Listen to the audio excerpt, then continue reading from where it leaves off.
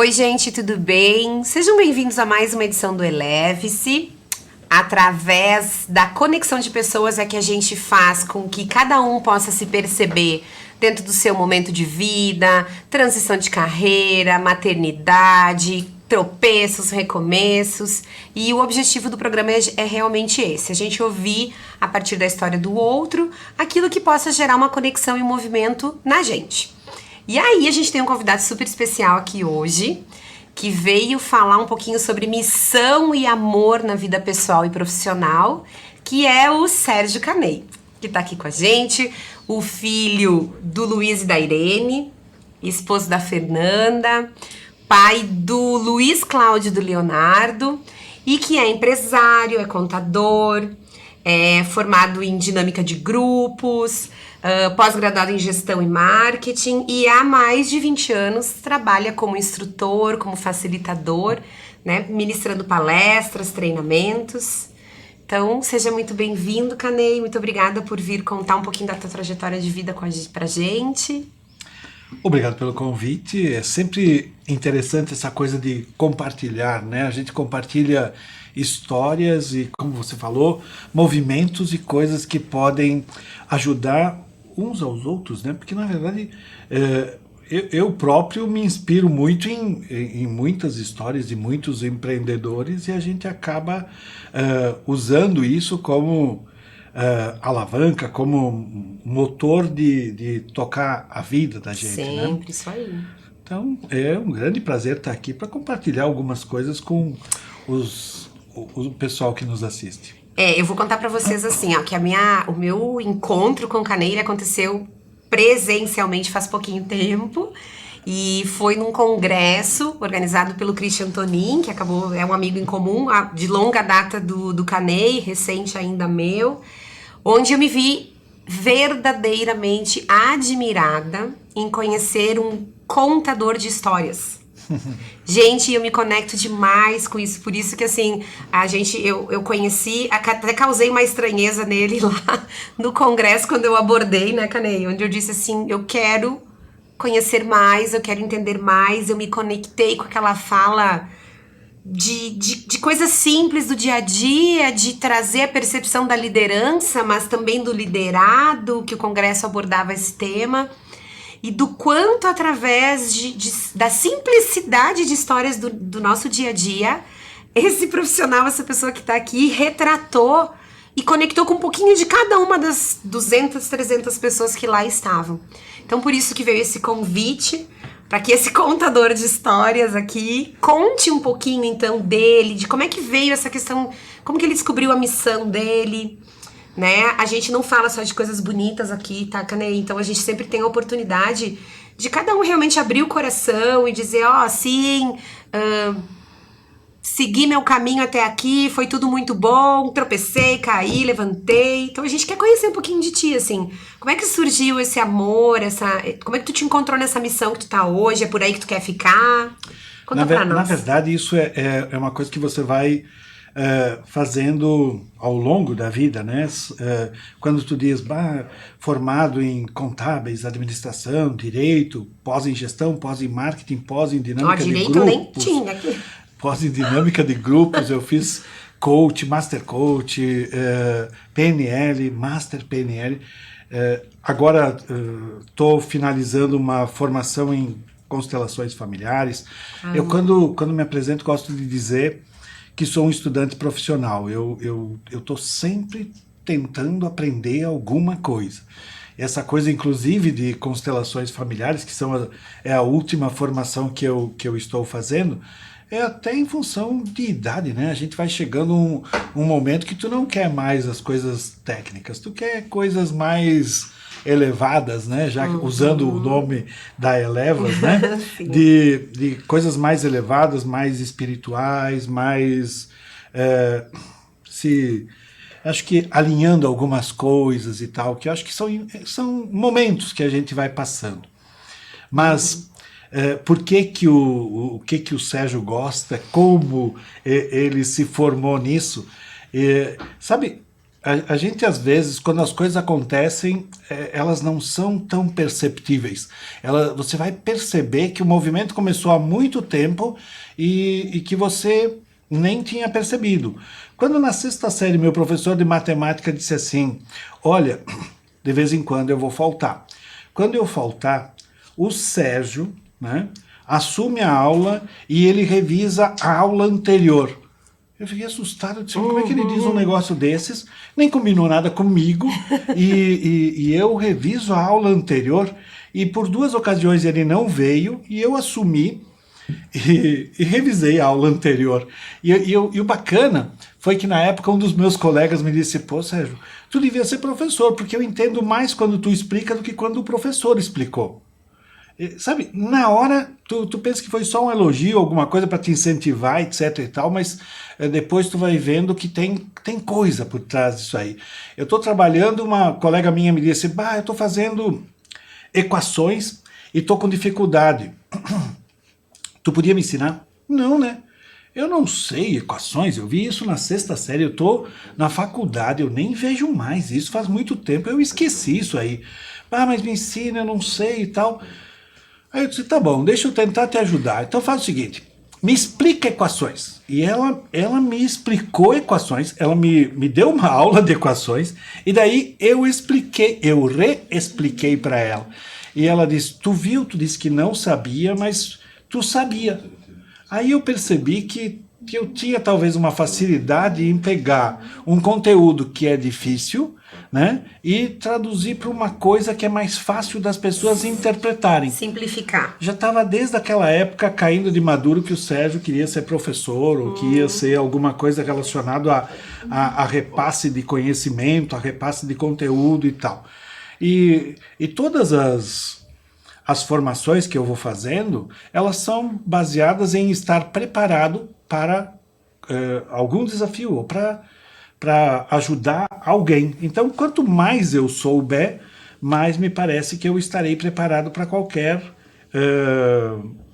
Para simplificar qualquer problema. Basicamente, como tu foi testado lá atrás. Alguma coisa assim, sabe? O que vier como demanda. E eu vejo hoje que, como você falou, lá na palestra lá do Congresso de Liderança e tal, as histórias que você conta, parece que elas simplificam. É que, sabe, até em função da própria constelação familiar, a gente percebe que as nossas histórias são muito parecidas. Aquilo que eu sofri, aquilo que você sofreu, as experiências que nós temos são muito parecidas, muito iguais. E quando você conta uma história verdadeira, ela é muito mais forte, muito mais influenciadora, muito mais... A mensagem chega mais fácil. As metáforas são legais, aquelas histórias onde você, com a historinha, vai junto uma mensagem, né? Uma vez eu assisti numa palestra do Laí Ribeiro, ele dizia que contar história é linguagem dos deuses, porque toda a Bíblia, ela não passa mensagens, ela conta histórias. É a história do filho pródigo, é a história do não sei o quê, da Madalena arrependida. Só que na história, ela vai carregada com um conteúdo de mensagem, de coisa muito forte. E você não esquece, porque a mensagem fica na história. O ser humano, antes de escrever, se juntava em cavernas ao redor do fogo contando histórias de caçada, histórias. E eu acho que a força de uma história, ela é muito grande, muito forte, muito representativa, né? E olha que, sabe, quando elas acontecem, eu acredito até que elas não têm a força que elas têm no futuro. Sabe, quando eu era novinho, eu achava que meus pais eram muito, acho que é careta que a gente usava. Eles falavam coisas que, imagina, eu sei o que eu estou fazendo e tal. Anos depois, você vai começar a lembrar de histórias quando tu tinha 7 anos que tu vai dizer, pá, cara, aquilo foi importante. Aquela coisa, aquele acontecimento marcou e talvez determinou o direcionamento da minha vida, né? Que nem agora que eu estou contando essas histórias do professor dizendo que era para mim dar aula, e E anos depois eu descubro que era para mim aquele negócio de dar aula, de ensinar, de facilitar o entendimento de alguma coisa, né? Então, só que a ficha cai muito tempo depois, né? Mas faz parte da brincadeira. Envolve uma relação do que a própria maturidade na época faz com que a gente esteja preparado ou queira ver, né? Porque, via de regra, a gente já traz como verdade absoluta desde lá, nuances da adolescência, um pouquinho mais, a rejeição, a não validação do que pai e mãe diz, o não entendimento de algumas dessas mensagens, de algumas histórias contadas. E quando que começou a fazer sentido pra ti essa questão da missão, agora que tu entrou, Canei, nesse universo, assim, agora não, né? Tu já trabalha como palestrante, como instrutora há bastante tempo, mas cada vez tu te aproxima mais desse desejo de compartilhar o conhecimento. O que tu diria, assim, a tua chave começou a virar ali 20 anos atrás? Não, bem mais tempo, bem mais tempo. Estou com 60 hoje, eu acho que ela começou a virar lá com os 23. Eu já dava alguns treinamentos e coisas assim, e você vai te aperfeiçoando e tu vai... quando você faz uma coisa repetidas vezes, você vai ficando cada vez melhor naquilo que você está fazendo. Mas a coisa começa lá numa sexta série, né, daquele professor de matemática, numa oitava, quando eu tive que ensinar a menina lá a fazer cálculo de equações, e vai... isso só são, para o meu gosto, sinais. E daí, de repente, você começa a querer exercitar essa coisa, né? Ainda mais que, o ser humano, ele se pela de medo de falar em público, tá? Então, ser professor deve ser bem difícil, porque tu tem que falar em público. Eu continuo com medo de falar em público. Eu tenho... eu me considero um cara muito tímido, tenho dificuldade de falar, mas quando eu estou na frente de um palco, parece que a coisa se descortina e eu me sinto à vontade. Parece que eu nasci para estar ali, né? Então, é uma coisa que vai e... acontece, e você vai te gosta. testando também, e esse testar, ele tem um tempero especial, né? De quando tu te sente realmente tendo que entregar alguma coisa que dá o medo. Útil. Mas assim, ó, quando você tem... utilidade. quando você tem o foco de que você vai ajudar aquelas pessoas que estão ouvindo, eu diria que a coisa se prepara para isso. Eu não sei dizer assim como que... Mas é que assim, ó, você fez um trabalho enorme de formação, criando vou chamar de base, né? Você tem uma base, e você tem na tua frente um pessoal que precisa ouvir algumas coisas, você vai buscar naquela base. Se tu tem uma boa base constituída, você busca naquela base e entrega aquilo que eles esperam. Eu diria que eles esperam. Eu já tive palestras que eu fui preparado para falar sobre um determinado assunto A. Eu cheguei antes, e conforme vem entrando as pessoas, eu vou pedindo, o que tu quer ouvir? O que tu quer ouvir? E de repente eu percebo que os 10 primeiros que entraram, eles querem ouvir coisas completamente diferentes daquilo que eu ia falar, né? E de repente, quando eu assumo o tal do palco, ou assumo o microfone, quando eu começo a falar, eu falo o que eles queriam ouvir. Eu não vou falar o que eu tinha preparado, porque eles querem outra coisa. Na verdade, eu vou falar sobre o que eu preparei, mas vou incrementar, eu vou mudar, eu vou ampliar para coisas que faz sentido para eles, que vai ajudar mais eles. E aí tá a riqueza da conexão, né? Porque quem somos nós? Claro que a gente estuda, a gente, né? Como eu falo, às vezes, ali Elevas, a gente estuda comportamento humano, a gente trabalha a questão das relações humanas, mas cada pessoa, dentro da sua individualidade, da sua particularidade, tem tempos diferentes, tem recepções, entregas, dores, crenças diferentes. Então, Que rica, né, essa contribuição, essa fala que tu trouxe. Inclusive, a gente esteve falando sobre isso em reuniões de bastidores na semana, né, Canei? O quanto a gente, num papel de instrutor, de facilitador, a gente precisa se posicionar a partir da prática da escuta. Né? O alinhamento entre aquilo que, na nossa verdade absoluta, seria uma contribuição, mas o quanto o outro lado está demandando realmente de uma contribuição mais específica. E aí eu canei até nessa conversa de bastidores, de estrutura de trabalho, trouxe uma particularidade tua que eu valido muito também, do quanto existe sim o método do processo, da instrução, da caixinha, né, do pacote, da receita de bolo pronta, onde a gente vai, a gente entrega, e sim, ele vai gerar um bolo. Mas não necessariamente quem tá do outro lado para consumir um bolo quer aquele bolo que é de chocolate, né? Ou as expectativas mudam o tempo todo. E aí o Canei trouxe essa fala do... Até ele disse, Karine, o que me preocupa um pouco é que pode ser que no mesmo, realizando a mesma palestra para a turma A ou B, eu entregue conteúdos distintos. Depende, né? da pergunta, depende de como se envolvem as pessoas, depende do É o rapport que se cria, né? O rapport, vamos lá. É química, é olhar, às vezes não é nem fala, né? Eu costumo contar uma história. Eu teve um semestre na faculdade que eu disse, olha, eu vou botar como objetivo, não vou voltar de ônibus, eu vou voltar de carona. Então eu saía da Universidade de Caxias do Sul, pegava carona até o centro, corria até o Senac ali na saída, pegava outra carona para vir a Farroupilha. E eu fiz isso durante o semestre todo.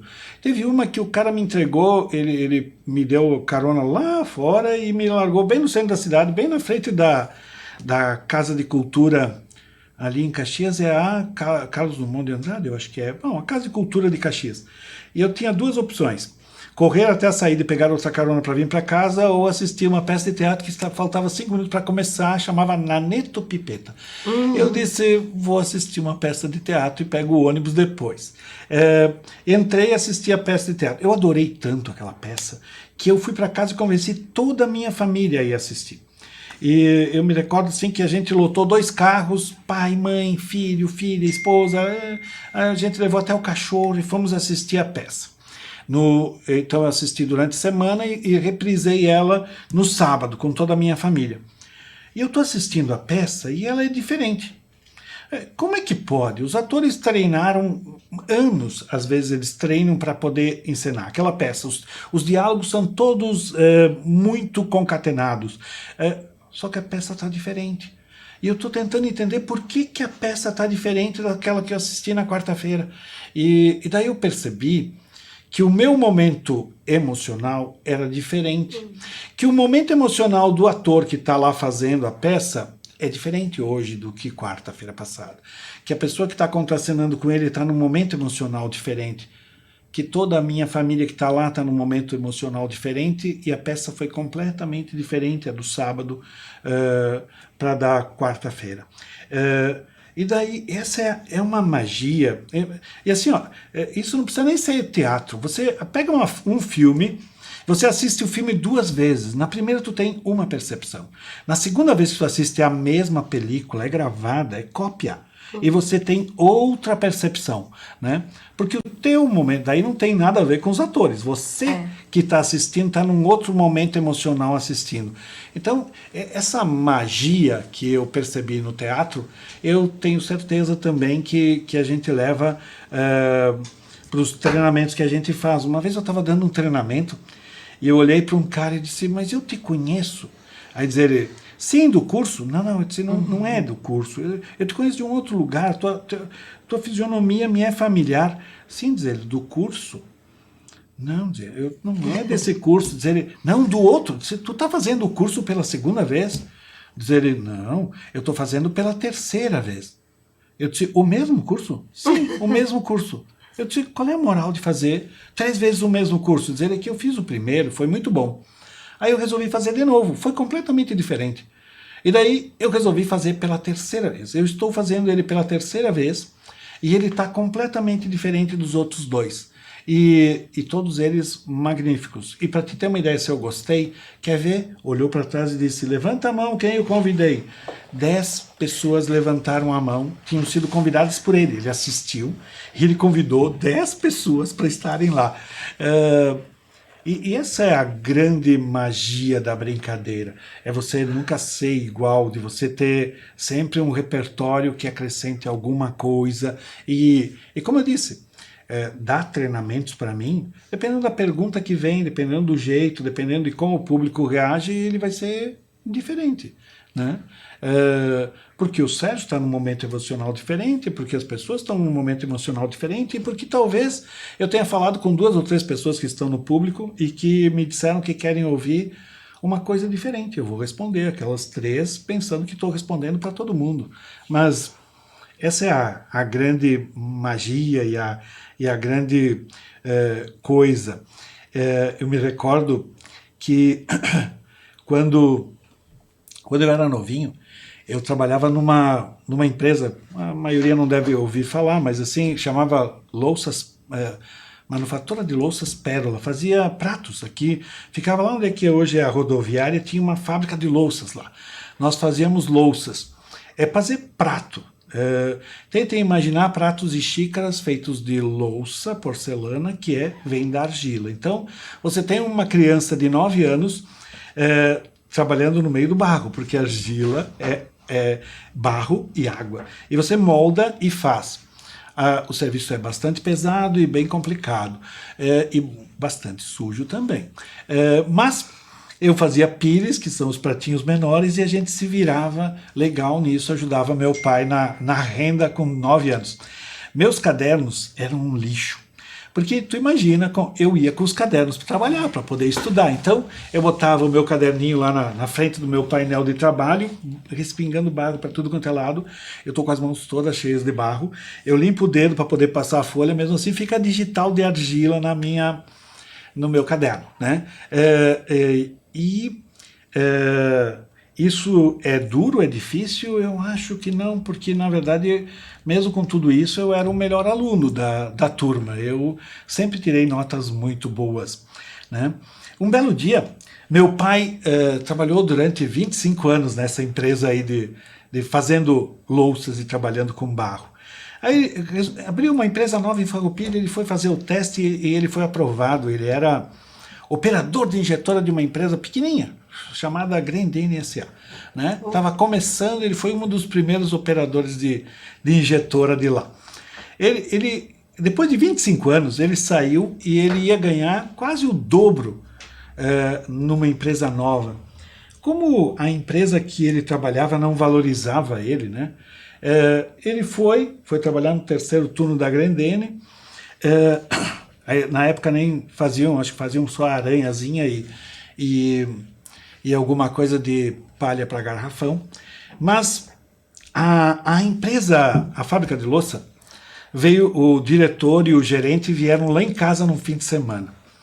E daí eles foram para a sala, conversaram com meu pai, eu, meu irmão e minha mãe na cozinha esperando para saber o que estava acontecendo. E daí, quando eles foram embora, meu pai reúne nós e com todo orgulho, tentem imaginar assim, o orgulho do meu pai. Quando ele saiu, ele ganhou um relógio de ouro, ele ganhou uma placa pelos serviços prestados, né? Eles vieram pedir para ele voltar, né? Mas eu devia ter uns 12 anos na época, né?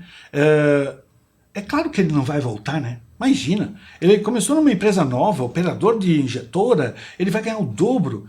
Eu disse, o senhor não vai voltar para aquela porcaria, né, pai?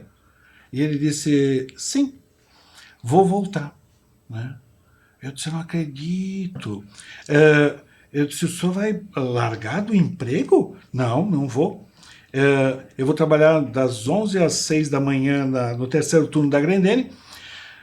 Vou ir para casa às 6, vou dormir até meio-dia, almoço, vou trabalhar de tarde da 1 às 6 da tarde, né? E venho para casa para jantar, durmo até às 11 e iria fazer, na verdade, o terceiro turno da Grendene e o turno da tarde nessa fábrica de louça, que tinha um negócio lá que só ele sabia fazer. Eu disse, mas que droga, né? Como é que pode voltar para esse negócio?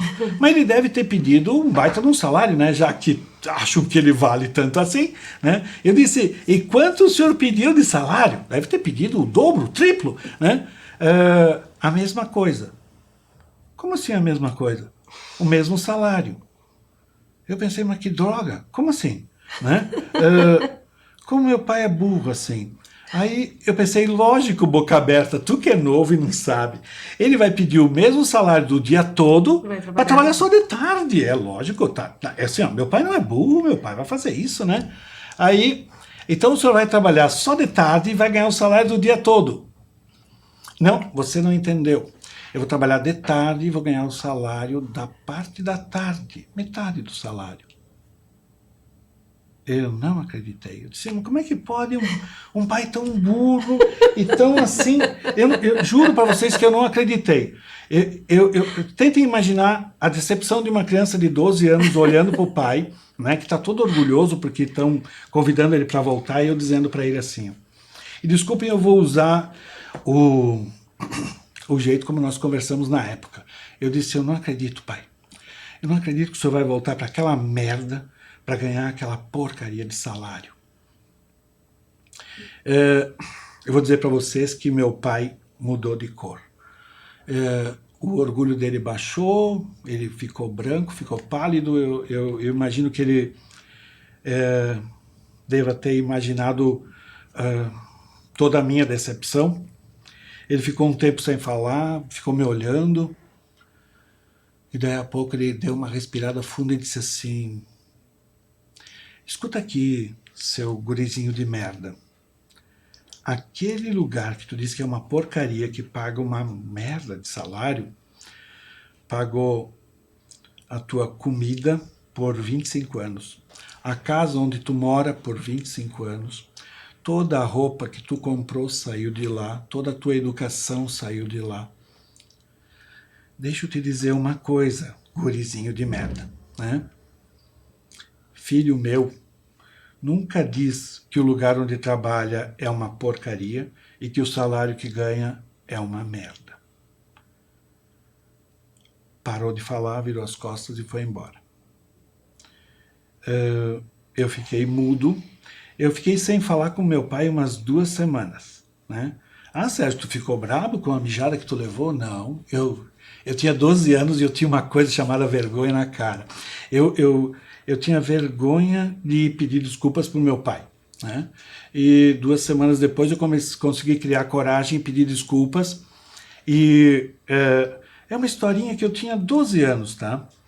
Até hoje, nunca mais eu disse que o lugar onde eu trabalhava era uma porcaria ou que o salário que eu ganhava era uma merda, porque filho do meu pai não diz isso. E eu sou muito filho do meu pai. Eu nunca mais disse isso. Então, são coisas, histórias que acontecem que você começa a valorizar aquilo que você tem, aquilo que você conquista, aquilo que você... Então, o orgulho do meu pai em ser chamado de volta, porque ele era importante, porque ele fazia diferença naquela empresa, né? É uma coisa ímpar. Ímpar. Eu, com 7 anos, meu pai tinha um Cinca e ele gostava de ele consertar. Ele estava consertando e acho que uma vela não funcionou. E daí nós morávamos no bairro Pio Décimo e ele disse assim, ó, Sérgio, vai lá nos Boneto, não sei se ainda tem lá as autopeças Boneto, vai lá e pega uma vela, né? Pega uma vela para mim. Ele me deu o modelo, é só ir lá nos Boneto pegar uma vela. Eu fui até o tal dos Boneto e pedi, vocês têm essa vela? Tem. O senhor lá foi lá dentro, pegou a vela, me trouxe ela de volta, eu peguei a vela, virei as costas e estou saindo da porta. E o cara disse assim, ô, gurizinho ladrão, né? E o dinheiro para pagar a vela? Que dinheiro, cara pálida, meu pai não me deu dinheiro para pagar a vela, né? E daí dizer assim, tem que pagar o que a gente compra, né? E daí eu não sabia o que fazer, eu tenho 7 anos, eu tenho uma vela na mão e eu não sei como é que se paga uma vela. Aí ele viu que eu estava todo perdido, ele disse assim, Tu é filho de quem? Eu sou filho do Luiz Neri Canei. Ah, tu é filho do Neri? Então tá, pode ir. Depois teu pai acerta comigo. Vocês não têm ideia do orgulho que aquela criança teve, dos bonetos até a casa do pai dele, sabendo que o pai dele tinha uma coisa chamada crédito, sabe? Que as pessoas acreditavam que um nome era importante e que ele pagaria a conta no dia seguinte. Gente, eu tenho 7 anos, né? Eu tenho 7 anos e estou aprendendo a importância de se ter crédito, de se ter um nome que as pessoas digam: ah, é pro Sérgio? Ah, pode dar a pecinha para ele. Depois ele diz que vem pagar, ele vai vir pagar, né? Então, sim, são histórias que nem eu disse, com 7 anos era só uma brincadeira, era só um orgulho de pai, que hoje interfere no jeito como eu conduzo a minha vida, né? O exemplo, o modelo, aquelas coisas, e que tá tão difícil de encontrar essas coisinhas, né? Porque de vez em quando a gente acha que a educação toda deve ser dada pela escola e não em casa como exemplo ou como modelo. Eu uma vez falando com a minha terapeuta, que eu faço terapia, eu dizendo para ela: bah, meu sonho é dar a educação metade da educação que meu pai me deu. Ela me olhou, ela me disse assim: tu é que nem o teu pai? Eu disse: eu sou exatamente que nem meu pai. Então não precisa te preocupar. Ele vai ter a mesma educação, porque exemplo é uma coisa que fica. E eu acredito muito nisso. Com né? certeza. Exemplos. E com certeza tu retrata isso através dessas histórias, Canei. Tenho certeza que todo mundo que teve aqui a oportunidade de estar acompanhando aí um pouco do que o Canei trouxe de vida, 7 anos, 12 anos, né? Até essa pessoa que tá aqui hoje ainda, né? Compartilhando da missão, do amor, profissão, vida pessoal, se conectou com isso. Como eu disse, é um contador de histórias, mas olha quanta mensagem tem em cada história, né? A gente teve recentemente aqui o Leandro Perger também contando e trouxe essa exata fala da Filtros, Bíblia. né? Exatamente essa fala da Bíblia, né? Dos grupos que se reúnem, que entendem o que tá comunicando lá. Porque às vezes tu lê por ler, tu não extrai, mas o quanto daquilo a gente continua vendo gerações e gerações e gerações e gerações. E a lição Interpretar que e fica. principalmente assimilar as mensagens. Né? Exatamente. Canei, quero te agradecer muito. Passou muito rápido. A gente disse, né? Vai passar rápido. Mas te agradecer imensamente por ter vindo ter essa fala com a gente. Com certeza, em alguma parte o pessoal se conectou, se não em toda a fala, alguma coisa sempre faz sentido. E deixar o convite, tá? Agradecer em nome da TV Cidade, em nome do programa, em meu nome. E deixar o convite que a gente tenha mais e mais oportunidades de estar ouvindo dessas histórias de vida e levando pro coração essas mensagens. Posso deixar só uma mensagenzinha Por final? favor, com certeza. Eu gostaria que quem está nos assistindo, quem está nos ouvindo, começasse a prestar atenção no que acontece com a gente, sabe? Às vezes é interpretar ou entender alguns movimentos que vamos chamar de universo, né? Ele começa a te apresentar coisas e te diz qual é a direção, qual é o caminho que você deve seguir e que faz todo o sentido em termos de vida, de missão. A vida te dá vários sinais. Presta atenção e vai atrás deles, porque, sabe, a grande magia de se ser feliz é fazer o que a gente gosta, e o que a gente gosta é o que a nossa percepção, ela grita pra gente assim, ó, faça isso, é isso que vai te deixar feliz ajudando os outros. É basicamente isso que como mensagem final. Então tá bem, gente. Vamos prestar atenção nessa mensagem e fazer jus a isso mesmo, né? Ligar o radar, prestar atenção. Às vezes não é na hora, né? Mas sempre fica ali uma mensagem pra gente. Tempo depois. Exatamente. Então tá, reforça a nossa gratidão. Volte sempre. Obrigado você. Então tá bom, gente. Muito obrigada. Um beijo e até a próxima.